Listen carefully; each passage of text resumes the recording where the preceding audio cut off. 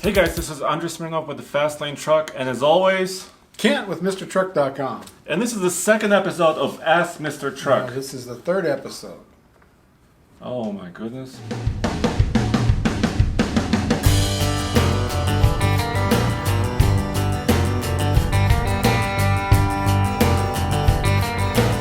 And welcome to the next episode of Ask Mr. Truck. And Mr. Truck, Yes. we get so many questions every week, so I just printed out some of them. Why doesn't TFL Truck and MrTruck.com test more base model trucks with the regular V6 engine? Well, I love the basic work trucks. Actually, my last three or four trucks have all been like XLs and all that. And that's what I buy. I think that's the best value, and that's, I'm trying to make a payment on all that. I just like the new Ford has a new STX coming out. That's just one step above a work truck. So I really like the work trucks, but you can't get them. I mean, the media fleets are limited to only the popular models because they only get a handful of trucks, so they're not going to give you a whole fleet of them. When we go to media launches, they may have one or two out there, but nobody drives them. They actually don't have them hooked up to drive. So that's the problem with them. And there's nothing wrong. There's nothing wrong with like the 3.5, the basic V6 from Ford. Nothing wrong with any of that. But that's how we would have a hard time ever getting them. And most of that, especially on the Ford line, they give you that base model, the base engine, the single cab, because that's what they think people can replace the Ranger with. And I understand that, but I still think people like a midsize. I think Ford's going to have to go that way too. But that's why they equipped them the way they did, so you get that better fuel mileage, so you could afford the truck. And that's part of it there. But that's, and it'd be nice to have every model possible to go up the hill with. And, if we lived in California or Texas or Detroit, we would probably get a chance of getting a few of those. But I never see them go through the media fleet. Right. They're not available. It's partially a media fleet problem. Yes. Because the manufacturers want us to get all the options and features so we can actually play with the features and options. Well, sure, and they make the most money off the loaded trucks, Yeah. just like the Lariats and the King Ranches and the Longhorn Laramies and the High Countries Denali's and all that stuff. Yeah, they make the most money off of that, so they're going to want to load them up to get you to buy the expensive models too. That's all part of the marketing plan. So yeah, it's a manipulation thing that we really don't have any control. I don't know if we could even rent a work truck. Maybe go to Home Depot and get a base truck, but it would be hard for us to get one, hard for us to test one. I would love to do it. I mean, that's the truck I buy too, so I understand. Which half-ton trucks have the most rear legroom, specifically crew cabs? I've noticed you guys run your iGauntlet test, and sometimes you have one of you guys sitting in the back seat. Can you comment more on the rear legroom and crew cabs? That's a good idea. I've done that in videos before where being this heavy-duty body journalist, would sit in the back seat, and then you can film me and see how much room I have for my head, for my shoulders. That's a good idea. We'll start doing that. I think it'd be good on the crew cabs because everybody wants so much room you have back there. I mean, we know how big the mega cab is with Dodge and the heavy duty. Yeah. But the Toyota Supermax, is that what it's called, or Crewmax? Crewmax, and then the Ford Super Cabs and the Super Crew on the 150, they're big. I think Ford did that a couple years ago now. The Super Duty is the same cab, but you look at the floor when it's flat, it doesn't have the tunnel. It's got an amazing amount of room. They talk about how many flat screen TVs you can roll in there. We love them for journalists. You can put all your gear in there. Yep. I mean, they're great. But the Ford is like an inch bigger than the Crewmax of Toyotas. And Toyota has that cool back window that rolls all the way down. I love that for a media vehicle. I was hoping you guys might have some insight on a mashup between a 2017 F-150 with a 3.5 liter EcoBoost and a 2017 F-250 with a 6.2 liter V8 regarding towing. I'll be curious on a real world comparison and your opinions on towing between 8,000 and 10,000 pounds, and how do these trucks in different classes compare? Well, we haven't done that test. I would like to do that test. But, I was surprised when the Super Duty came out for 17 that it didn't have the 3.5 EcoBoost. I figured it would because, it's been such a powerhouse for them. So that surprised me. But, you get into the Super Duties, you got full floating axles, you got a lot more bearings, you got bigger brakes, you get different axle ratios. So that Super Duty, which is a heavy-duty truck, you have more choices. So, you can equip that a little differently. The EcoBoost has been just a racehorse. We've flown up the, it's hard to hold it at a speed limit. So it would, on the run, it would be very, very close because the 6.2 that I have, the 6.2 that's in the Roman's Raptor, I mean, they do very well. I mean, it's that V8 sound and all that. So That's one we haven't done, but if I was to pick a winner between those two equipped like that and just use it as a contest, not a daily driver that I would want the full floating axle, I would say that the 3.5 EcoBoost would beat it. And as far as speed, that's the guy gauntlet, but that's what it is. You want a race car that you race a few times, or do you want a workhorse to pull that kind of weight every day? That's the choice you're making there. This one comes from Chris Bowers. He says, hey guys, a quick note about the suggestion for a next video. I purchased a 2012 TRD Off-Road Tacoma, and I have no idea what all the 4x4 functions mean and do.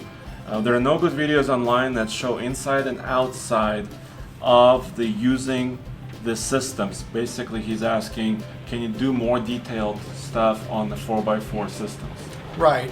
And we're the same. I mean, they're confusing to me. Yeah. And I know you and Nathan have gone to a lot more of the actual conference launches, and I think that'd be a good video for you and Nathan to do, because Nathan really knows how all those buttons work. I mean, the crawl, all that. I can crawl play control. with them. Yeah, I can play with them, but I think it would be good for you and Nathan to do that video. They're partially old school.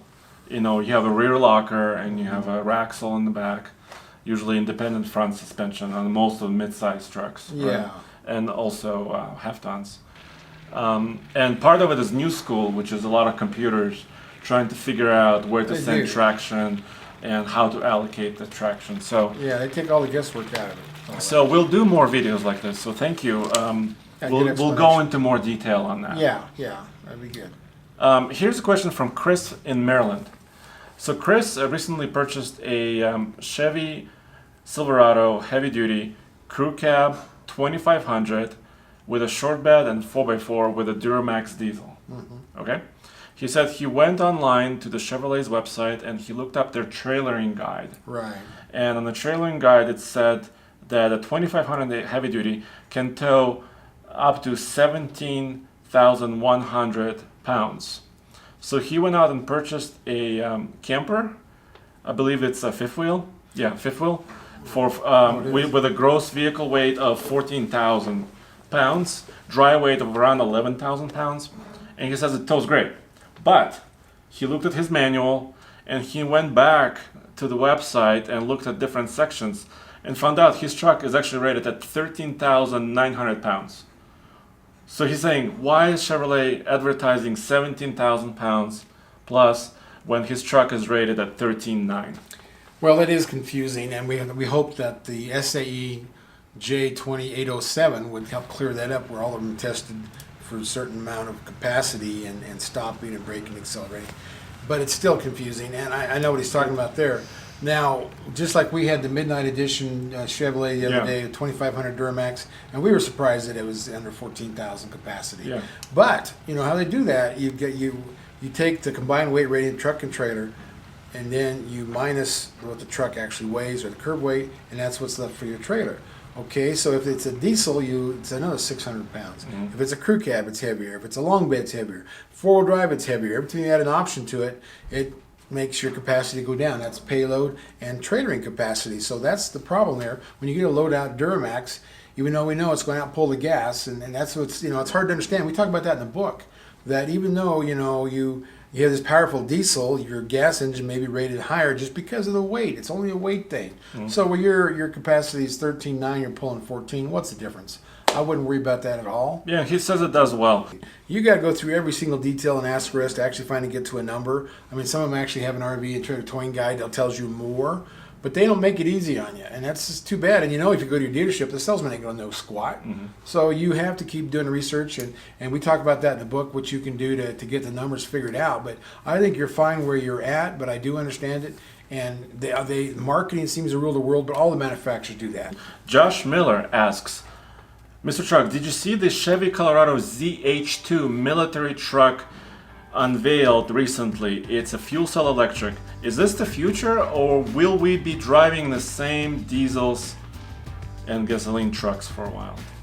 Predicting the future is kind of a dangerous thing. Can you? Yeah, I see Tesla coming out with some new cool stuff, but that's what they're into is electrics. The hydrogen cell, they've been talking about that for so long, just like the autonomous cars or whatever they are. But I've been to the GM Proving Ground where they had special fuel stations where you put that stuff in, and man, they almost had it guarded with guns because they weren't anywhere near that particular fueling station. So apparently it's dangerous. I mean, it can cause a pretty big explosion, but you got to be able to handle it. I mean, I know they got some places in California that sell it now, and it's really expensive. It's one of those, green things for the tree huggers. Yeah, like Toyota has a car that Yeah. runs on hydrogen. Yeah, and it's it's- basically using hydrogen to produce electricity. Well, electric motors put out 100% torque. So you got pure power from electricity. Your trains, your big scoop shovels, and the coal mines, those are all electrically ran by a diesel generator. So you get on a train, you think you're running on a diesel. It's not. It's electric generator. So, I mean, it's all possible. So I think that's the way we're going to go, be a hybrid that's run off of a diesel engine or a gas engine, running electric motors to the wheels. I think that's going to be our next big thing, but I can't predict the future, but I really can see that. That, to me, is technology they've had for 50 years. They just need to apply it to trucks and get the sizes down to where it's economical. Okay, Like the well, military does. thanks for answering all these questions, and guys, thanks for coming, and please submit more questions down below, and Yeah. we'll answer new questions in a future segment. And you mentioned the book. Can we show them the book Where one was more that time? book? It keeps disappearing. Yeah. It's the And Truck Nuts. it's available. You can go to trucknutsbook.com, and here's the book that we wrote. And actually, a lot of the answers are in the book. They are. We tried it. That's what we tried to do, is figure out what are those tough questions you ask and put them in the book so you have them there. That Yeah, way so- you and your grandchildren will know. Yeah, so you can either watch the videos, submit questions here, and you can also look, get the book and get the answers in there as It's an well. ideal Christmas gift. Thank you.